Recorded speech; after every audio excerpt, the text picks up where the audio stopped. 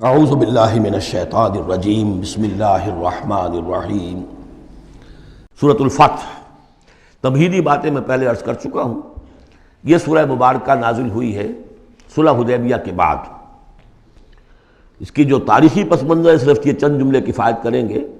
سن 5 میں غزوہ احزاب کے بعد یہ حضور نے صحابہ سے کہہ دیا تھا کہ اب قریش میں وہ دم نہیں رہا کہ اب دوبارہ وہ تم پر چڑھ کر آئیں اور حملہ کریں۔ لن تغزوکم قریش بعد عامکم ھذا ولکنکم تغزونہم، اب انیشیٹو تمہاری طرف سے ہوگا۔ وہ انیشیٹو حضور نے لیا ہے سن 6 میں۔ آپ نے عمرے کا احرام باندھا اور آپ کے ساتھ 1400، عام طور پر زیادہ بیان ہوتا ہے لیکن بعض روایات میں 1800 صحابہ احرام باندھ کر چلے کہ ہم عمرہ کرنے جا رہے ہیں۔ یہ گویا کہ ایک ٹیسٹ تھا کہ اب قریش کرتے کیا ہیں۔ آپ احرام کے لیے اپنی منزل بہ منزل کرتے ہوئے پہنچ گئے حدیبیہ تک، وہی جگہ جہاں پر کہ پھر صلح ہوئی۔ ادھر قریش کے لیے جو ہے ان کی جان پر بن گئی۔ پہلی بات تو یہ کہ ان کی روایات کے خلاف تھا کہ کوئی آئے عمرے کی نیت سے اور ان کو روک دے، یہ عرب کی روایت نہیں تھی۔ دوسرا یہ کہ اب اگر آنے دیتے ہیں اور مسلمان دنگناتے ہوئے آئیں اس شہر کے اندر عمرہ کریں تو گویا کہ ان کی شکست ہو گئی۔ تو وہاں پر جو بھی ہوا تفصیلات کا تو موقع نہیں ہے۔ ایک طرف تو وہ تلے ہوئے تھے کہ جنگ کریں گے، اور جب حضرت عثمان کو حضور نے بھیجا ہے کچھ سلسلہ جنبانی کے لیے، وہاں ان کو روک لیا گیا، خبر مشہور ہو گئی کہ انہیں شہید کر دیا گیا۔ پھر حضور نے بیعت لی، وہ بیعت علی الموت کہلاتی ہے، بیعت علی لا نفر یا بیعت علی الموت، اور اس کا نام ہے بیعت رضوان۔ ایک درخت کے نیچے آپ تشریف فرما ہوئے اور سب نے آ کر آپ سے بیعت کی کہ اب یہاں جانیں دے دیں گے اپنی، سب ہم یہاں پر مرنے کے لیے تیار ہیں، جانیں قربان کر دیں گے، یہاں سے واپس نہیں جائیں گے۔ جب وہاں یہ خبریں پہنچی اور انہوں نے کچھ اور اندازہ کر لیا تھا کہ یہ تو بڑے سرفرے لوگ معلوم ہو رہے ہیں، ان میں سے کوئی جو ہے بھاگنے والا نظر نہیں آتا یہاں سے، تو پھر یہ ہے کہ وہ مجبور ہو گئے کہ اب کچھ صلح کریں۔ پھر صلح ہوئی، صلح حدیبیہ، لیکن وہ بڑی ان ایکول صلح تھی، اس میں مسلمانوں کے لیے ہیوملیشن تھی، اس لیے کہ یہ طے کر لیا گیا اس میں کہ اگر کوئی مسلمان مدینے سے واپس آئے مکے تو اسے مکے والے واپس نہیں کریں گے، لیکن اگر کوئی مکے سے مدینے جائے گا تو واپس کرنا ہوگا۔ اور وہاں پر ہو بھی یہ گیا۔ ابو جندل صحابی تھے جن کو کہ اسی نے، جو کہ وہاں سے صلح کے لیے گفت و شنید کرنے کے لیے آیا تھا، سہیل بن عمرو، اس کا ہی بیٹا عین اس وقت وہ پہنچ گیا، لیکن صلح کے وہ کاغذات لکھے جا چکے تھے۔ اس نے معاملہ بچایا، مسلمانوں مجھے پھر قصائیوں کے حوالے کر رہے۔ حضور نے فرمایا کہ اب ابو جندل تم صبر کرو، جو وعدہ ہم کر چکے ہیں اس کی پابندی کرنی ہے۔ بہرحال اس کو حضور نے، اگرچہ صحابہ تو اس درجے دلگیر تھے کہ ہم یہ دم کر صلح کیوں کر رہے ہیں۔ حضرت عمر رضی اللہ تعالیٰ عنہ سے تو بہرحال یہ بھی کہہ دیجئے کہ زیادہ قرب جو انہیں حاصل تھا حضور سے، اس کی بنا پر ان کی یہ ہمت ہو گئی کہ آپ نے وہ سوال جواب بھی کر لیا جس پر آپ پھر ساری عمر پچھتاتے رہے۔ کہ آپ نے پوچھا کہ کیا ہم حق پر نہیں ہیں؟ حضور نے فرمایا ہاں ہم حق پر ہیں۔ کیا آپ اللہ کے رسول نہیں ہیں؟ آپ نے مسکرا کر جواب دیا ہاں میں اللہ کا رسول ہوں۔ تو پھر ہم یہ کیوں دم کر صلح کر رہے ہیں؟ آپ نے فرمایا کہ میں وہی کر رہا ہوں جو اللہ نے مجھے حکم دیا۔ بس اتنی سی بات تھی جس پر ساری عمر پچھتائے۔ لیکن یہ بات حضرت علی نے بھی کر دی اس درجے میں کہ جب وہ صلح نامہ لکھا گیا، حضور ڈکٹیٹ کرا رہے تھے، حضرت علی کاتب تھے، لکھ رہے تھے، تو اب حضور نے فرمایا یہ صلح نامہ ہے، لکھو محمد رسول اللہ اور قریش کے مابین۔ وہ سہیل بن عمرو نے اعتراض کر دیا کہ نہیں، یہ اگر ہم اس میں لکھیں گے ظاہر بات ہے صلح نامے پر تو دونوں فریقوں کے دستخط ہوتے ہیں، تو میں دستخط کروں گا تو میں تو آپ کو اللہ کا رسول نہیں مانتا، ورنہ اس عبارت کی روح سے جب اس کے نیچے میرا بھی دستخط آئیں گے تو گویا میں نے مان لیا۔ تو حضور نے اس پر بھی مسکرا کر کہا کہ تم مانو نہ مانو میں اللہ کا رسول ہوں، لیکن اے علی مٹا دو یہ رسول اللہ کے لفظ، مٹا دو، وہاں سے لکھ دو یہ معاہدہ ہے محمد ابن عبداللہ اور قریش کے مابین۔ حضرت علی نے کہا کہ حضور یہ میں نہیں کر سکتا، میں اپنے ہاتھ سے آپ کے نام کے ساتھ لکھے ہوئے الفاظ، اب دیکھیے اگرچہ حکم تو یہ ہے کہ الامر فوق الادب، لیکن یہ کہ یہ جو بھی کچھ ہوا ہے تو یہ ہوا غیرت دینی، حمیت دینی کی وجہ سے۔ حضرت علی نے بھی کیا، حضرت عمر نے بھی کیا، دونوں کے طرز عمل میں کوئی فرق نہیں۔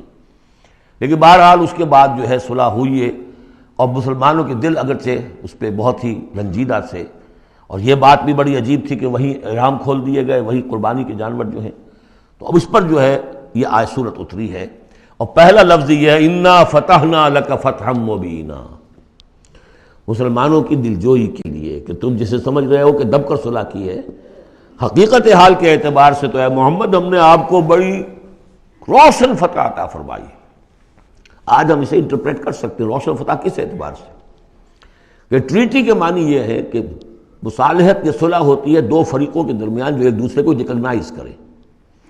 اس کا مطلب یہ ہے کہ قریش نے ریکگنائز کر لیا that Muhammad is a power to reckon with, اور یہ بہت بڑی بات ہے. قریش نے تسلیم کیا، اور تسلیم کرنا جو ہے یہ اللہ تعالیٰ کی طرف سے فتح عظیم ہے. انا فتحنا لک فتحا مبینا لیغفر لک اللہ ما تقدم من ذنبک وما تاخر. اب دیکھیے ذنب کا لفظ یہاں پر دوبارہ آ گیا تاکہ اللہ تعالیٰ بخش دے آپ کو جو پچھلے ہوئی آپ کی کوئی کوتاہیاں یا گناہ یا جو بعد میں ہوئی. وَيُتِمَّ نِعْمَتَهُ جو پیچھے رہے گناہ ان کو بھی بخش دے. وَيُتِمَّ نِعْمَتَهُ عَلَيْكَ اور تاکہ اللہ تعالیٰ اپنی نعمت کا اتمام فرما دے آپ پر. وَيَهْدِيَكَ صِرَاطًا مُسْتَقِيمًا اور آپ کو ہدایت دے سیدھے راہ کی طرف. اب یہ ہے پھر ایک اشکال پیدا ہوتا ہے کہ حضور صلی اللہ علیہ وسلم تو پہلے ہی سیدھی راہ پر ہیں، پھر یہ کہ تمام اہل ایمان حضور کے ساتھ سیدھی راہ پر چلے آ رہے ہیں، اور سیدھی راہ پر چلتے ہوئے اب اہل ایمان کو بھی حضرت ابوبکر کو بھی آپ کے ساتھ چلتے ہوئے کتنے برس ہو گئے؟ 18 برس ہو گئے. تو اب ان کے معنی کیا ہو گئے؟ تو اس پہ بہت سی بحثیں ہیں، یہ تو اب میں تفسیر میں نہیں جا سکتا. میری توجہ وہی ہے جو میں اس سے پہلے سورہ محمد میں کر چکا ہوں ضم کی، کہ یہ جو جد و جہد ہوئی ہے اس میں اگر کہیں کوئی خامی کوتاہی کسی کی طرف سے ہوئی ہے، چاہے وہ کسی اور مسلمان کی طرف سے ہوئی ہے، صاحب ایمان کی طرف سے ہوئی ہے، غلطی ہوئی ہے، خطا ہوئی ہے، ان سب کی اب اللہ تعالیٰ تلافی فرما دے گا. یہ فتح مبین جو ہے وہ ان سب کو کور کر جائے گی. اور یہدیہ کا صراط مستقیم، اب آپ کی یہ جد و جہد بالکل سیدھی تیر کی طرح اپنے ہدف کی طرف بڑھے گی. اب اس میں کوئی جو ہے تزلزل نہیں ہوگا، بلکہ آپ کی یہ جد و جہد، اللہ کے دین کی اقامت کی جد و جہد اور اللہ کی حکومت قائم کرنے کی جد و جہد جو ہے سیدھی اپنے ہدف کی طرف بڑھتی چلی جائے گی. چنانچہ یتم نعمتہ وہ تو ہم پڑھ چکے ہیں، الیوم اکملت لکم دینکم واتممت علیکم نعمتی ورضیت لکم الاسلام دینا. تو دین کا اتمام ایک تو اس شکل میں کہ قرآن میں دین مکمل ہو جائے، شریعت پوری ہو گئی، لیکن اس سے تکمیل نہیں ہوتی اس معنی میں جب تک اس کی ایک عملی ڈیمانسٹریشن بھی مکمل نہ ہو.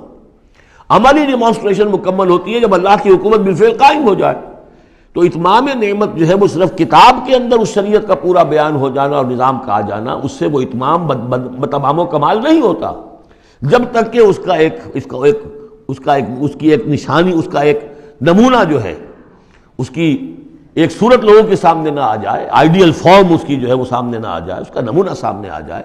تو اس کے لیے ضروری ہے کہ اب یہ جد و جہد آپ کی جو ہے سیدھی اب تیز رفتاری کے ساتھ اپنے اصل ہدف یعنی اظہار دین لیظہرہ علی الدین کلہ.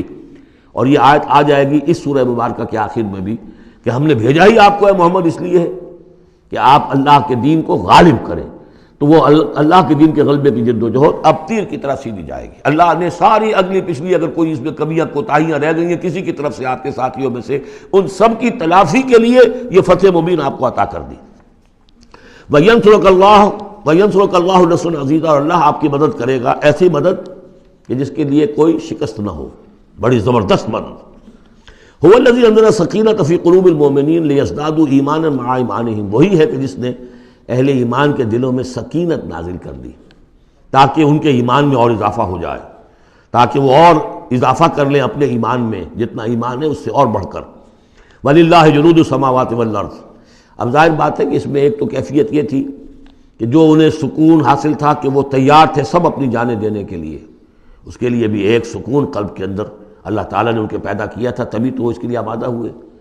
پھر یہ کہ ان کے اندر نظم اور ضبط کا یہ عالم کہ کوئی ایک شخص بھی حق میں نہیں تھا کہ یہ صلح یہاں اس وقت ہو، لیکن محمد رسول اللہ ان کی اطاعت اس کا سب سے بڑا ٹیسٹ وہاں ہوا ہے. اور یہ بات جو میں کہہ رہا ہوں شاید بعض حضرات کو عجیب لگی، کوئی ایک شخص بھی نہیں تھا اس کے حق میں. اس کی دلیل کیا ہے؟ اس کی دلیل یہ ہے کہ جب حضور نے جب صلح ہو گئی مکمل، آپ نے فرمایا مسلمان اٹھو، احرام کھول دو اور یہی قربانیاں دے دو. کوئی نہیں اٹھا، ایک بھی نہیں اٹھا.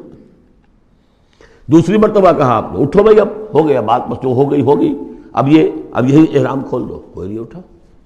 تیسری دفعہ کوئی نہیں اٹھا. آپ دلگیر ہو کر، دل گرفتہ ہو کر اپنے خیمے میں چلے گئے. ام سلمہ رضی اللہ تعالیٰ عنہ ام المومنین آپ کے ساتھ تھی. ان سے جا کر کہا میں نے 3 مرتبہ مسلمانوں سے کہا ہے کہ اٹھو اور احرام کھول دو، کوئی نہیں اٹھ رہا. انہوں نے کہا، مشورہ دیا کہ آپ کسی سے کچھ نہ کہیں، اپنی زبان سے کچھ نہ کہیں، آپ اپنا احرام کھول دیجیے. بس آپ آئے باہر آپ نے قربانی دی، احرام کھول دیا، اس پر اب سب اڑ گئے۔ یعنی اصل میں وہ سب کے سب منتظر تھے کہ کیا حضور ہمارا امتحان لے رہے ہیں، یہ کوئی ٹیسٹ ہو رہا ہے، کیا ہو رہا ہے، یا حالت منتظر شاید کوئی نئی صورت پیدا ہو جائے، شاید حالات بدل جائیں۔ لیکن ان کے لیے یہ بڑی انہونی سی بات تھی کہ عمرے کی نیت کر کے ہم نے احرام باندھا ہوا، یہاں کیسے کھول دے رہا ہوں۔ لیکن بہرحال وہ صرف ایک توقف جو تھا وہ اسی درجے میں تھا کہ شاید کوئی نئی صورت پیدا ہو جائے۔ لیکن اس سے ظاہر ہو رہا ہے کہ سب کے دل جو ہیں وہ اس صلح کے حق میں نہیں تھے، وہ تو چاہ رہے تھے کہ اب ہمیں موقع ملے اور ہم یہاں جنگ ہو اور اللہ کے دین کو ہم غالب کریں۔ هو الذی انزل السکینۃ فی قلوب المؤمنین لیزدادوا ایمانا مع ایمانہم وللہ جنود السماوات والارض، اور تمام آسمانوں اور زمین کے لشکر تو اللہ ہی کے ہیں۔ وکان اللہ علیما حکیما، اللہ سب کو جاننے والا اور کمال حکمت والا